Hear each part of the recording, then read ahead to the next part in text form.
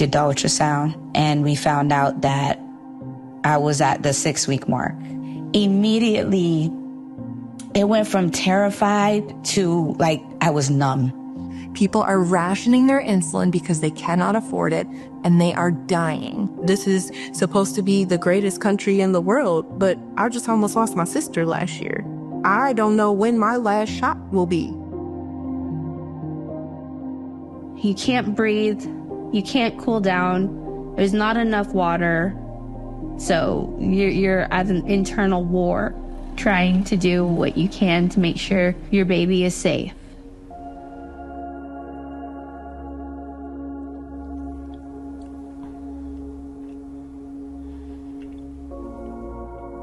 Seven years later,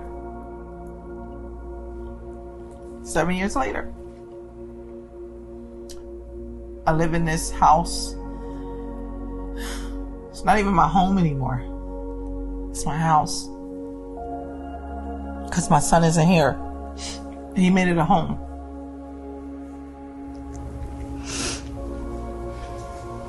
Do you want to take a minute? Yeah. Yeah, let's take a minute.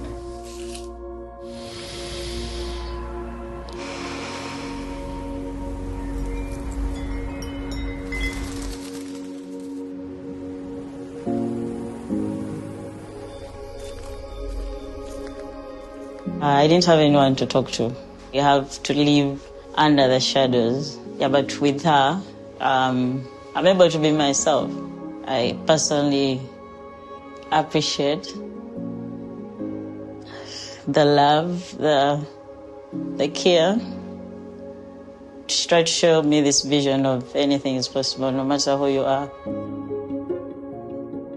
I had never heard of FIRST Robotics or even the coconuts before. When I saw how my friends were getting involved with it, I got really interested. Everyone's willing to be kind to each other, willing to help you out. I said, I want to be one of them. When I look at this place, and I know what it took to get this, the hard work and sacrifices, I listened to this guy talk, and I'm thinking, this is about my kids, my grandkids. This is about the future. Moms Demand Action is every day. Having that platform to be able to speak out, that's great for me because now I'm turning my pain into purpose. It's my life's work. Seeing my mom finish her higher education was life-changing. I don't think anything can ever stop me from my goals because I saw her do it as a single parent with twin girls, with life pushing her down so many ways, but she continued to rise up. Yours is one of the stories, but each one is as important as you. My name is John Jenkins Jr. My name is Regina Thompson Jenkins. My name is Alicia Klauser. Celeste Camper-Wallet. Deborah Torbert. Lonse Helen. Catherine Peaceaba. Tanya McCall. Teska Frisbee. Representative Joella Carrie Boyd. Overson. Jamie Usher. Leslie Noon. And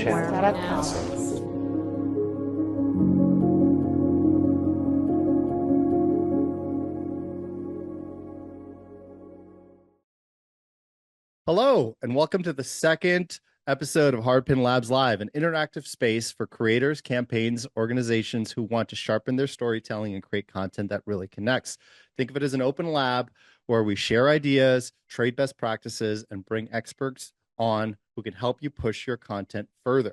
Remember, you can submit questions anytime by going to hardpin.live or clicking on that QR code that we have on the page, and we'll get to them right away. Our audience that is part of our second screen experience will be able to vote those questions up and down. And if you'd like to join that community, just head over to full.hardpin.live if you'd like to watch it on your desktop, or event.hardpin.live if you want to participate on your second screen, either your phone or your tablet while you're watching it on YouTube or LinkedIn or wherever you're watching it. We'd also love you to join the community more completely by going over to hardpinmedia.com/signup. That way you'll be sure to get updates about upcoming shows, the panelists we're going to have on, the subject matter we're going to be talking about, and you'll get other information that hopefully will be valuable to the productions you're putting together. Without further ado, let me introduce our panelists. Let me start with our returning champion, Sarah Koenigsberg, our supervising producer. She's got over 15 years of experience across media, doing docs, political work, advocacy work. Since joining Hardpin, she's led a ton of our high-profile clients, including the ACLU, Emily's List, Vital Voices, and obviously working with the Biden and then Harris campaign.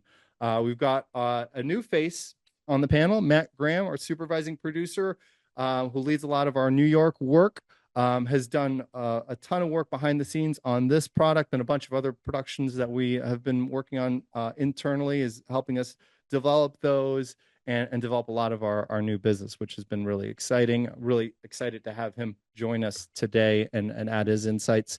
And last but not least, we've got Russell Calkins.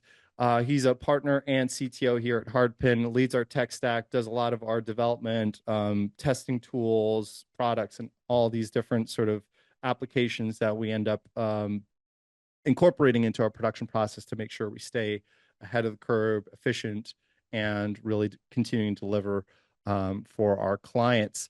Today's show is really anchored in audio. Really like the idea about diving deeper into something specific for folks that might be helpful, and wanted to actually also include a demo of some kind. So Russ has been working on this behind the scenes, really testing out a bunch of different mic solutions that folks might consider for their home setups to really upgrade or improve their audio quality. Russ, you want to tell us a little bit more about it and then take us through it?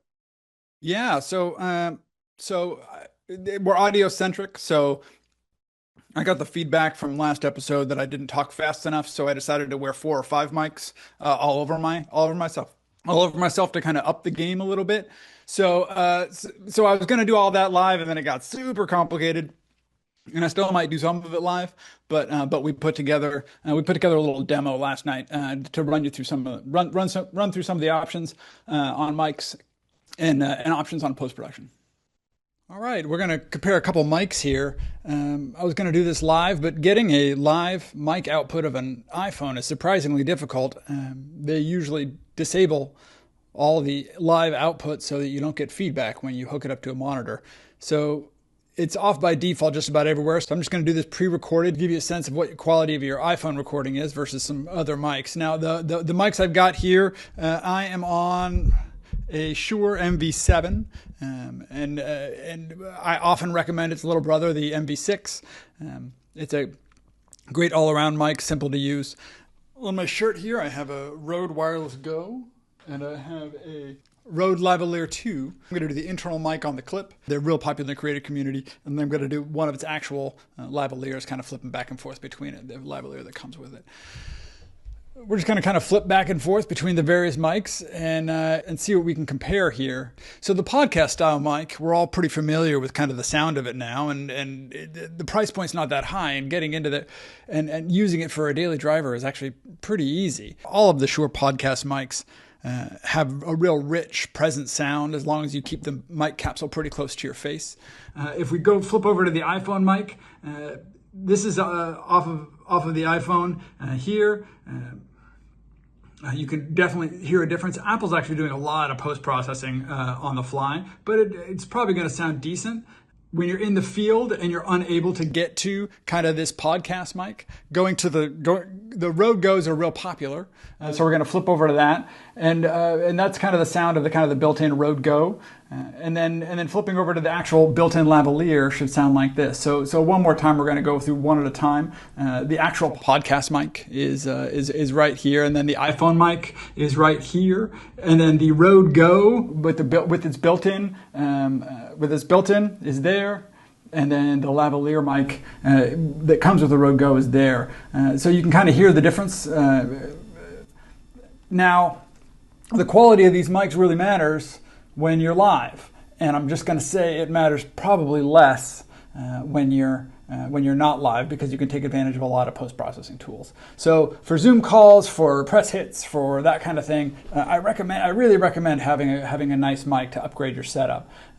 Whereas for post-processing, I'm going to flip to a slightly different demo. For this demo, we're recording on the iPhone, so it should sound quite a bit worse. So I'll take this track and I want to run it through a couple post-processing loops first. The first one is Adobe Podcast. You can just kind of feed your track in there, and you can manage how much of the background and how much of the foreground you want to mix it to and kick it out. And it has difficulty when two voices are kind of overlapping each other. It can have a real rough time. But for one voice clean straight through, it actually does a pretty remarkable job. So making a clean product out of a pretty dirty recording is pretty easy with the Adobe products. And then the second one is perhaps a tiny bit more controversial, is using ElevenLabs. It's using AI. We talked about this last episode. We tend to think that at the heart of all AI use, consent is really, really important. So dubbing your own voice, you can clone your own voice in ElevenLabs pretty simply, pretty easily, and then you can just feed in your own performance in there and have the clone re-record whatever you want it recorded.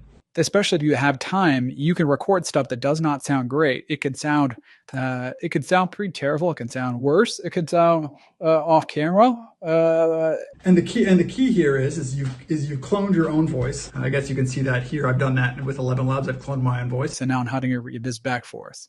So coming back here to the original recording, and then going back to the 11 one after recording again, about basically cleaning up the audio using an AI generated version of myself. This is probably going to happen more and more. It's kind of the interesting next step and next evolution of where this is going. Nice. Russ, tell us a little bit about what all went into that and how we should be thinking about some of these solutions. I mean, there are a lot of different options, and I think the big takeaways are, one, live content like we're doing here or Zoom calls is a lot different than post-recorded content that you have a chance to kind of manipulate later. And if you're recording something, you're going to have a chance to do it later. There are a lot more options that you can employ. That's the big takeaway. And then no matter what mic you choose, I think it's really important to remember that you need to test it and hook it up and try it the day before at least. You don't want to be in a position where you're just kind of walking in and hoping that it works. So testing is the best way to do it. I would also say that. Oh, sorry, I don't want to get too far ahead of the questions, but those would be my big takeaways. Let me follow up on this really quick because I'd love to pull Matt and Sarah into this a little bit. So live aside, obviously live is its own animal, and there is real. A strong case to be made for making sure you have like a good audio solution in place. If you're going to be live, you want to protect yourself as much as possible in that environment. But for where post-production is involved, Sarah, Matt, how much have you guys seen sort of some of these AI tools and applications begin to impact not just the post-production process, but how you think about audio in the field? Has it made it feel like you've got more resources to sort of fix things? Does it still sort of challenge you? Like, how are you guys feeling about some of these new solutions that are really, sort of coming into the fold pretty quickly? Do you want to go, Matt? Sure. Yeah. I think it's pretty exciting. There are a ton of tools available, and they offer a ton of different solutions. And to your point, Ty, I think not that I am not thinking about sound as it's incredibly important, arguably more important than the actual picture, because I think people tend to be more forgiving of like a run and gun style than just terrible audio. I think terrible audio is a deal breaker, but the tools available now can really turn mediocre audio into something that sounds great. Some of our clients even are utilizing it for a lot of people are hard to track down, especially like executives who are super busy. If you get people to just like speak for 5, 6, 7 minutes, you can really have them say anything. You can pick wild lines. There are a ton of resources now available for use that are really cool. Yeah, I'll echo that. Just the ability using some of these AI tools to clean up audio is very impressive. So it's very important, obviously, in our productions to like for filming outside and it's windy, we want to have like a flag on the mic to protect against heavy winds. But let's say something happened to it or it's still very windy, the ability to clean up in post because of AI has definitely become enhanced. So there's less like anxiety, like, oh no, we have to reshoot this. The weather was bad, it's going to sound bad, or there was loud truck went by. And there's so many times where we're filming that we try and control the environment, but there's many times that it's hard to as well. So yeah, that's Yeah. gives us the ability in A lot post. less anxiety, but you still get those angry looks from the sound guy when the car goes by or the AC Right. kicks in. I think, yeah, exactly. For sure. And how much are you guys feeling, how much have you had to communicate with clients and subjects really, right? Because sometimes it's really something you need to that they need to be aware of, right? So how much of that factors into conversations if there is a flub or something like, do you say it there, or is it something that we've sort of that you feel is best said up front, or is that something in the post process that you sort of like raise with subjects or the client? You're saying that if we're recording and there's like a loud noise that goes Well, by, if you're gonna do some AI, I don't want to call it alteration because you're not necessarily altering what they're saying, but you're just sort of altering the environment around what they're saying, right?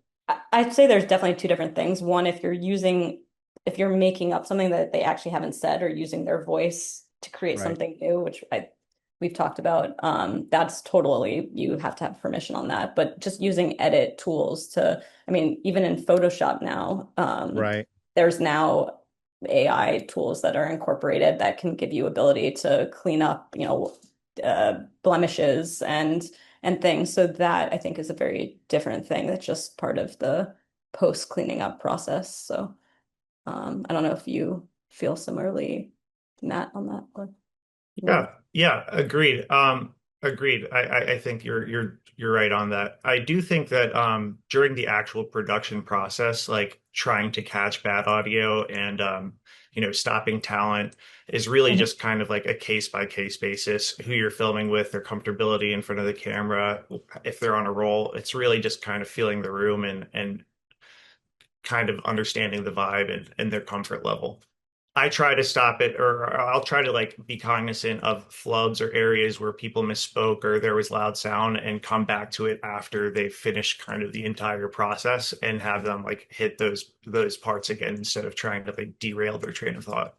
Agree with Matt, though. I think it's still very important. We shouldn't rely on AI just to fix everything in post. So if there's some loud noise or airplane going overhead, or they do flub or make a mistake or say the wrong word, we're not just like, we're going to use AI to manufacture and have a new word like said. Like we're currently not at the point yet that we're doing that, slash, I don't know that we should. So we're definitely re-recording lines. Yeah,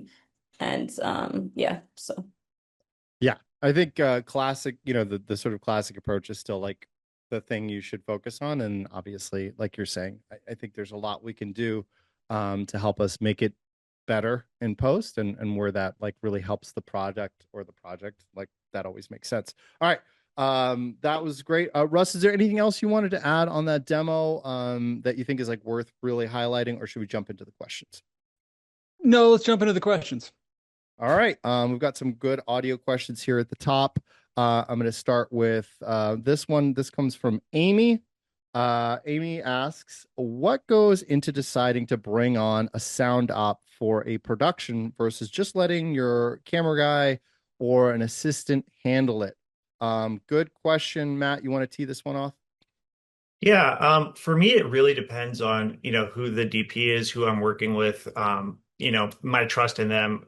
Audio, I think, is incredibly important. So I'm always fighting for a sound person to be on set. Unless it depends if it's like a run and gun social thing, maybe you can get away with it. But I do think good audio really differentiates things.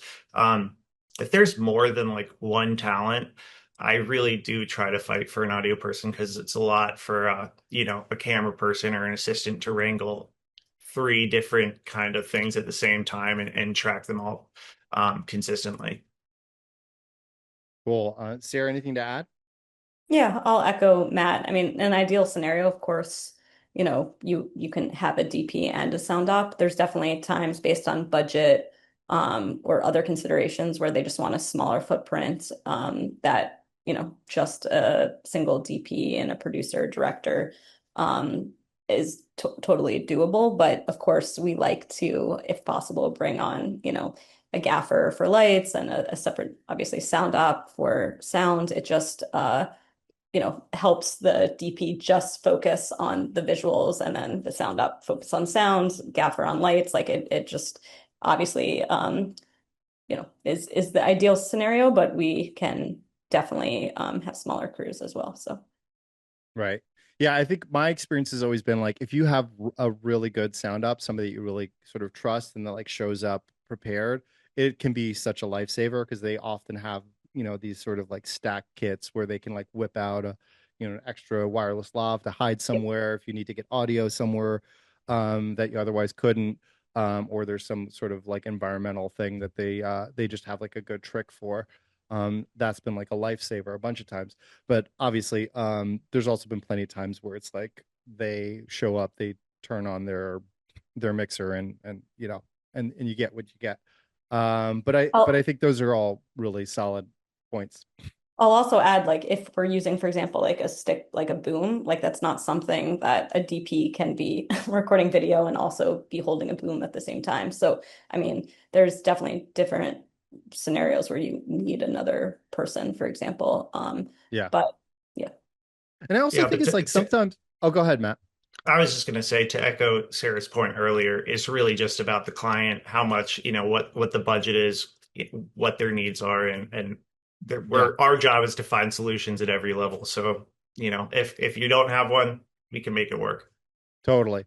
I think too, the last thing I'll say on it, because I've experienced this a couple times too, it's always good to have like what they're also good at is advocating, right, for audio, right? Because sometimes, the DP is like worried about all the other things, the light, the look, depth of field, all of those things. And so they're not necessarily, sort of focused on it in that way. And having somebody say like, hey, that fan is coming through a little bit, might be worth trying to get that figured out or whatever it is. And so there's been a couple times where like it was good to have somebody like really gut check me as the producer and the DP on some of those things to sort of like remove some headaches that would have otherwise creeped up later in the production. So definitely true. Russ, anything to add for you? I know you come really from like a sort of a DP technical background, but how much from your experience there, do you think about this and have sort of insights? As I come into it, I often think just you need to talk to your camera operator and your director of photography and talk to the person who's in charge of getting the sound and ask them if they're comfortable with it, right? Right. You also need to think to yourself, is this something we can do again? How important is it to make sure we get this exact moment, right? If it's a sit down with me or something, I'm happy to do it again. If it is a sit down with a CEO of a massive company and it doesn't work out, well, I mean, you should consider that about how difficult it might be to go get it again. Right. So think about how you're going to distribute your sources and have as many people watching out for you as you can in really high leverage moments. Yeah, totally. All right, let's get to our next question. This one comes to us from Paul. What should I consider for my audio levels or mixing when my content is specifically for social? Is there anything unique versus TV? Good question. Russ, you want to tee us off here? Yeah. When you're actually capturing it, right? It can't be too low and it can't be too high, which is the dumb thing that everyone always says, but it really can't be too high. When you go over 100, it breaks and there's nothing there. So you always want to make sure you have headroom, right? When you're mixing it in post, for most social products and going to the web, you want to mix it as high as you can. Like louder is almost always better to get attention. Most people are going to be watching this on a phone with really small speakers, and so a brighter, bigger audio is almost always better. On television, there are broadcast standards that I won't get too much into here, but I mean the internet is full of them about loudness and about what the average loudness over that is. But most people game that to try to make that as high as you can as well, to try to mix to the top of that possibility. Cool. Matt, anything to add? I think Russ really just hit it on the head there. I will say, and I don't know if this is just like me personally, if it's some sort of thing for me, but I do find that I'm more forgiving of, mediocre audio on social than I am on TV. I think just like I expect sometimes on socials, it's authenticity, it's people doing whatever they are. On TV, I really do expect a certain standard. And so I think you can get away with a little bit more for social first content. Yeah. Now, I think there's an interesting line there of like what authenticity looks like in terms of audio quality, right? Like if it gets too nice and too perfect, then sometimes that can be a little bit like it almost makes you apprehensive. Sarah, what do you think? Yeah, I mean, that's why for broadcast ads, which also, sometimes includes, depending on the state, streaming as well, which also I guess could be considered digital. But for both of those sort of more bigger screen experiences, that's why we also generally bring on a specific audio mixer to also work with us in post. And for broadcast ads specifically, we deliver like those mix files as well. So we've also been doing more podcasts or video podcasts as well. So obviously that mixing is very important. Yeah, totally. So yeah. And I agree, like we will still, I mean, no matter what, we're going to make sure we're editing the audio very well for both social and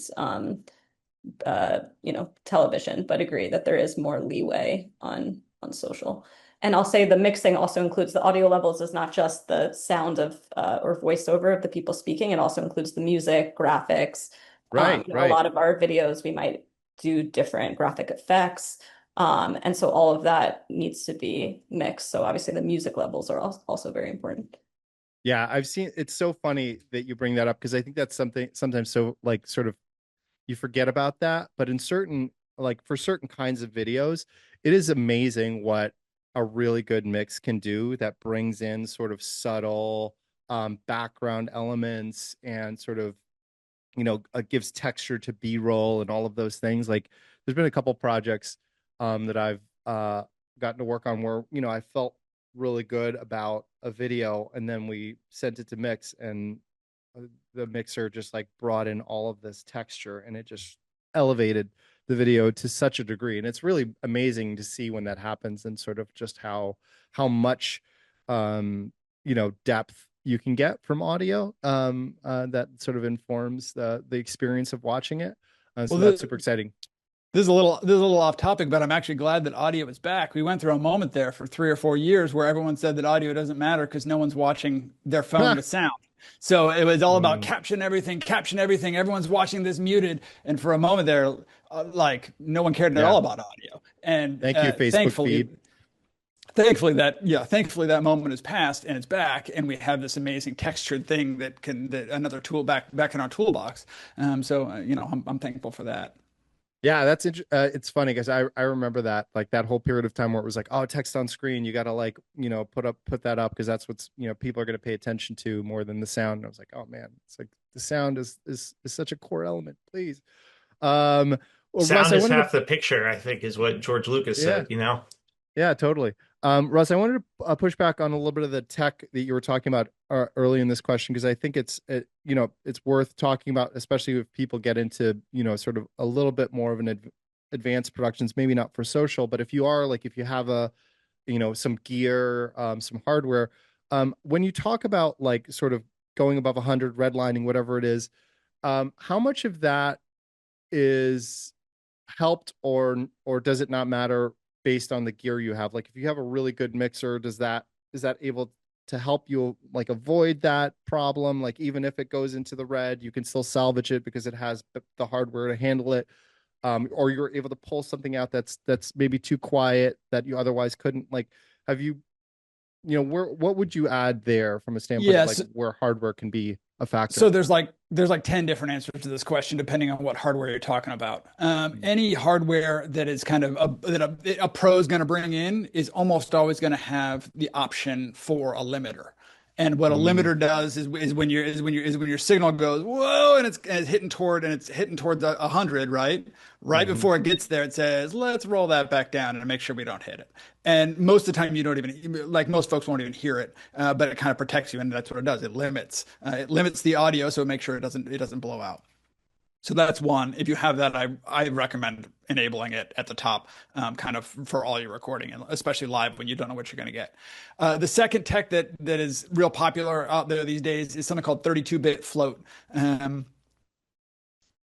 Audio used to be there was like a certain definition. You can think of like audio as being recorded in SD, and now 32-bit float, you can think of it like 4K.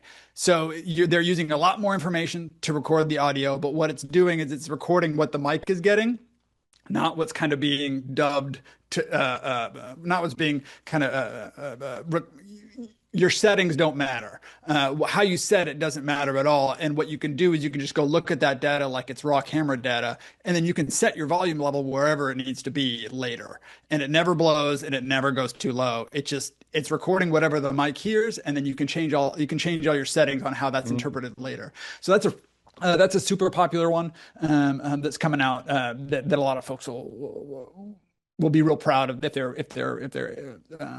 gear has 32-bit float audio. Cool.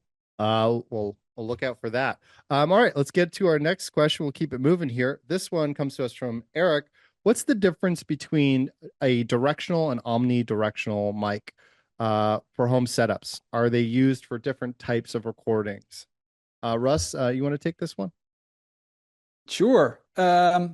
So omni versus directional, what we're really talking about is we're talking about a polar pattern. You can Google that if you want more info, or I guess you can continue listening.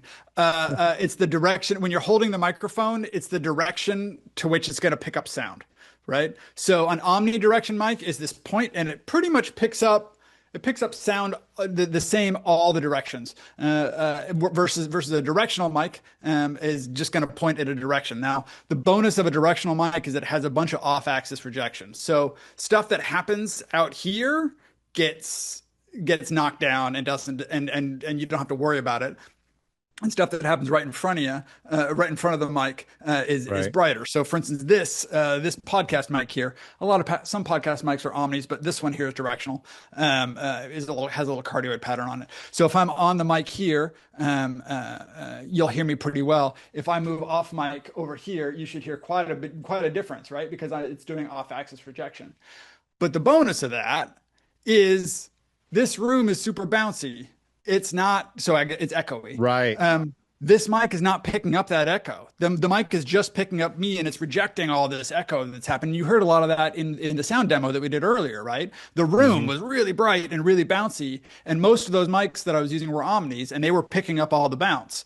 This mic was not picking up the bounce because it was directional. Now, a directional mic, you can also get yourself into a ton of trouble if you go off mic. there's no getting it back, right? Yeah. It just is what it is. So they each have their uses, but that would be the top lines. Got it. It's funny. It takes me back to like my production assistant days, where occasionally I would get like tagged in to like hold the boom pole and getting like those early that early guidance from like the DP or whatever, to being like, you got to make sure it's pointed at where the person is talking. You got to point at the chin. Yeah, because if you're pointing it a little to the side, you're not getting it. And that was so funny. So one of my first jobs in production was also boom op, and gave me a whole new respect for the sound team. Oh man, I was terrible. So much fear. So much fear. I won't go into great detail here, but when I was a PA, one of the coolest / scariest / worst experiences of my life was I was working at MTV, which was a thing many years ago. And as a PA, they told me like, hey, go take this DV camera and a mic and go do this quick pickup interview with Busta Rhymes. And I was like, what? Okay. And so I knew how to set up the camera, but I didn't have a ton of experience with audio. And he had like this massive chain on, and it was like a real problem. And I didn't know how to problem solve for it in a good way. And the audio was not great. And it turned out they didn't even care about the video because they were going to animate him. And it was like a story about his coming up. And so they just needed really good audio. And I should have just like held the shotgun mic in front of his face. Anyway, it forever scarred me, and I always have this massive fear about making sure that you're getting good audio. And so this is why actually I'm like really I love that we're having a sort of an audio centric episode, because you sort of you don't think of it as this like primary thing, but it is so important to get really good audio. Okay, let's keep it moving. All right, our next question comes to us from James.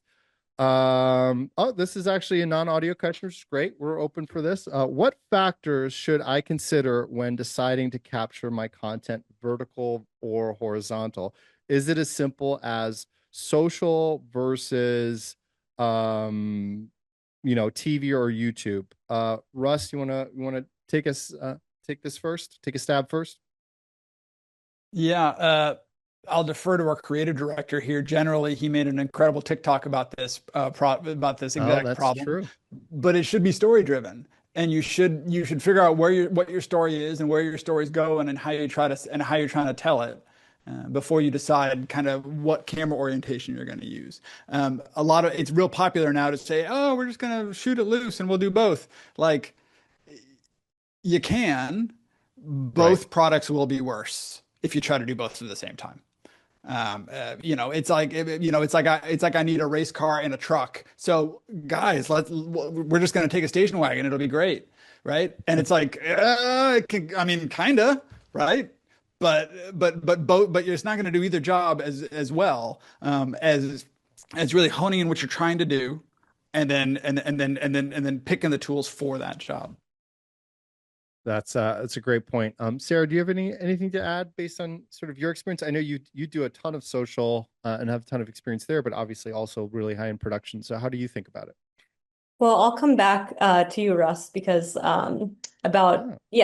we do sometimes need to be doing both. So we are both recording a lot of the times for both horizontal, which may be like YouTube, or for an event, or for streaming ad or broadcast ad. And they're generally a lot of times we're also making versions that are vertical. So there are definitely times that we're only making this vertical. This is only a vertical video, but there's a lot of other times that we do want to do both. And so for that, for us personally, we record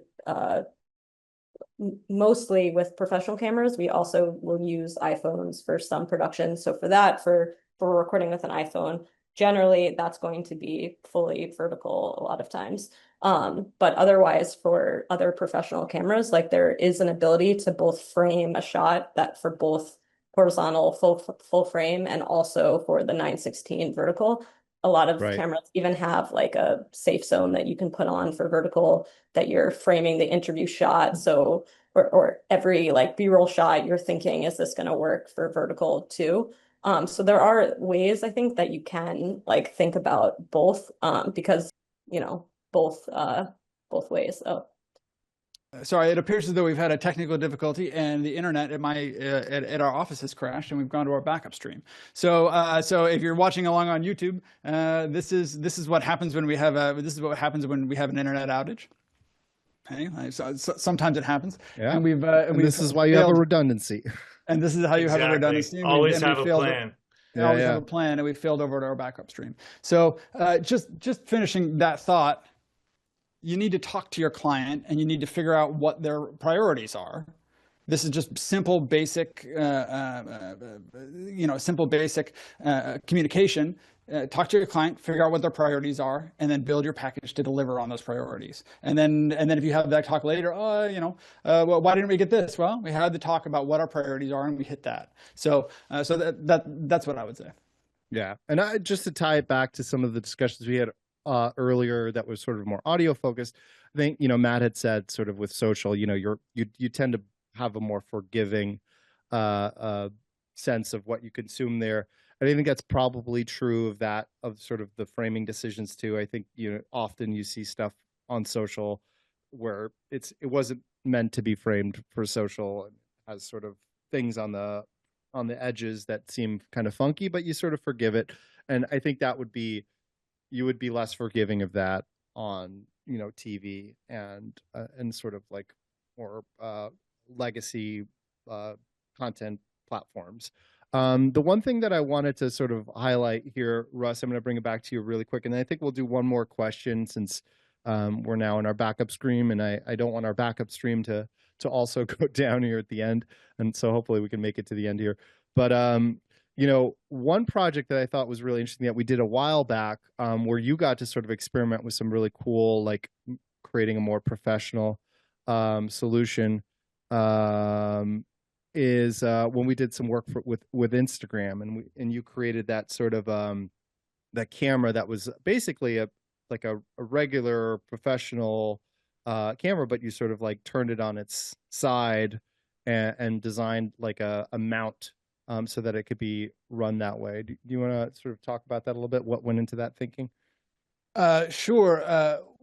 Kind of in the early days of when we were really pushing social content, we were doing corporate stuff for Instagram and Instagram business.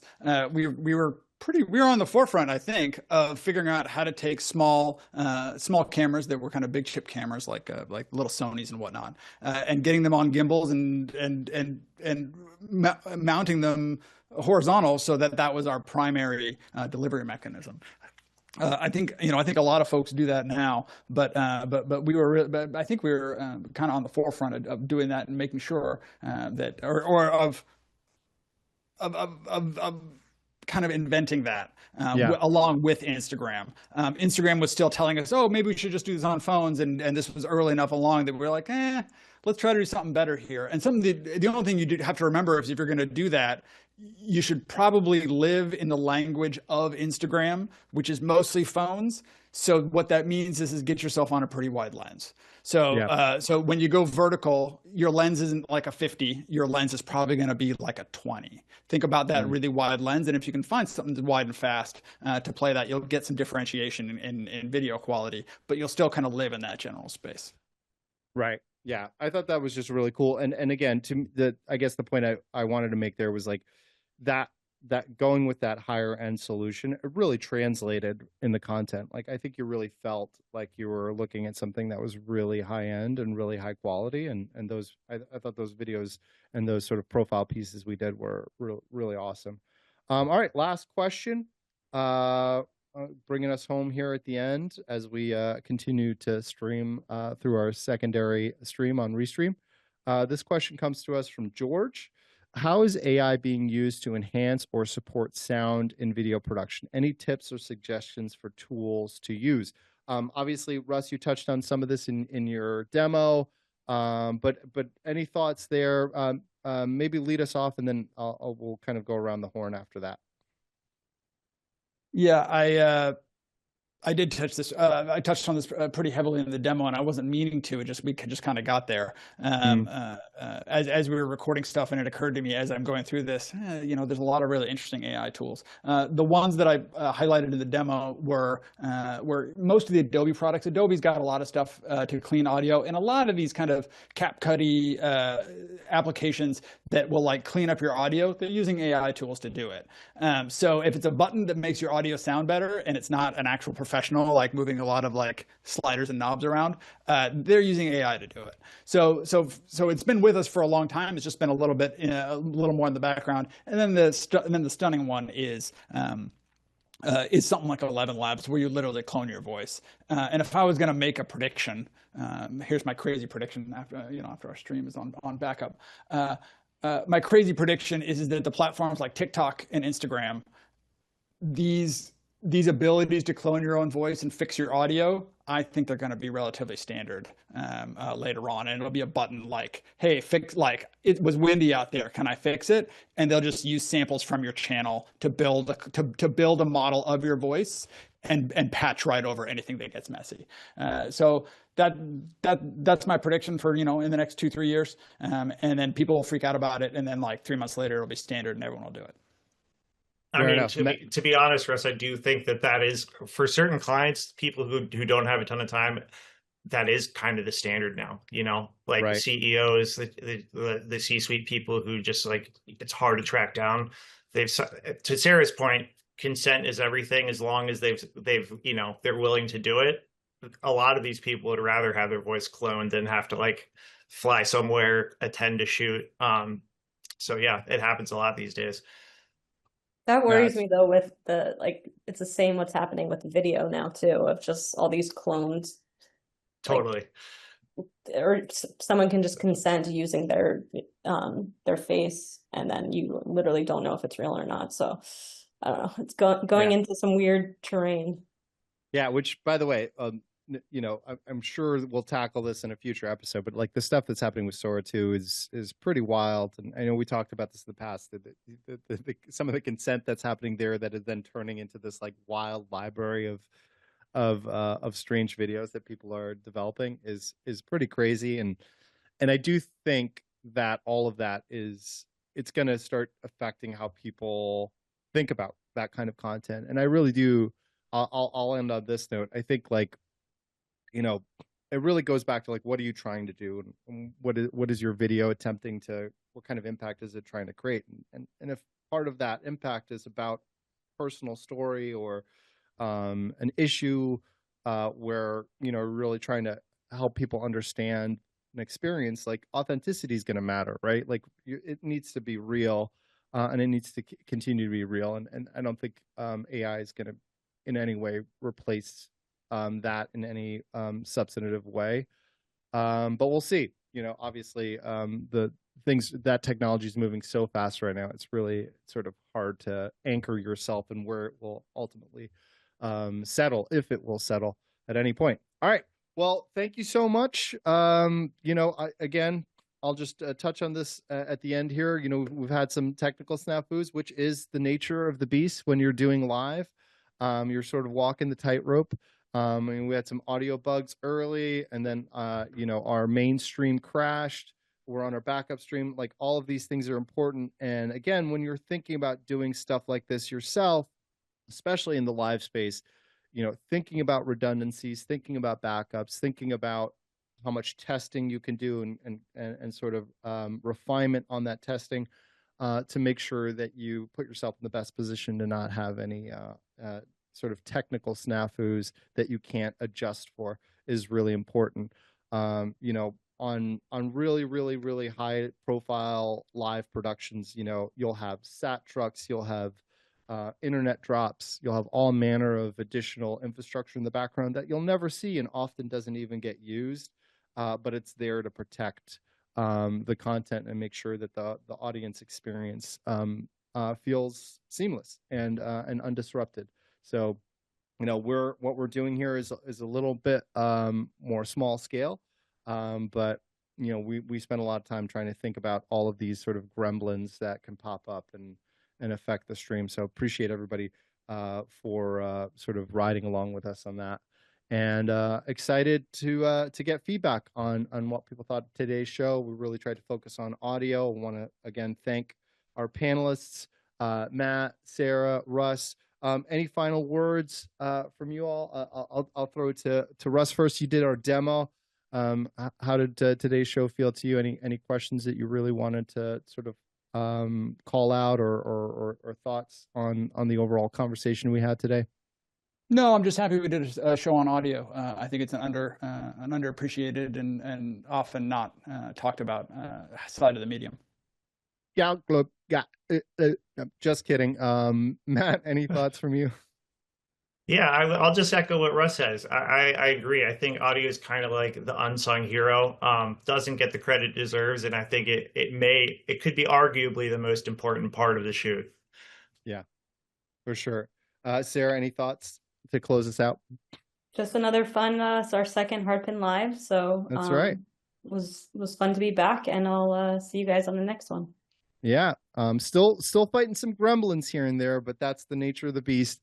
I want to thank everybody that tuned in today. I really appreciate the folks that were able to be part of our audience and have joined our community. Really want to again encourage folks to continue to submit questions.